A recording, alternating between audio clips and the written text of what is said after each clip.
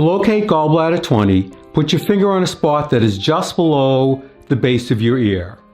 Your finger will be between two bones, the jawbone in the front and the mastoid process in the back. Move your finger backwards so that it travels over the mastoid process. Now press into the area behind the mastoid process to find the point that is sensitive, sore, tender, or painful. That is gallbladder 20. You may have to move to one side a little bit.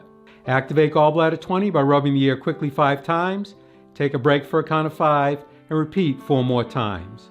It might look like this.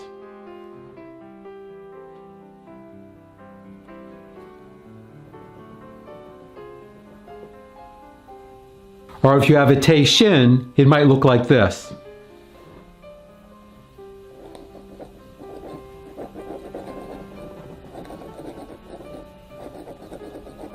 Now find gallbladder 20 on the other side and repeat.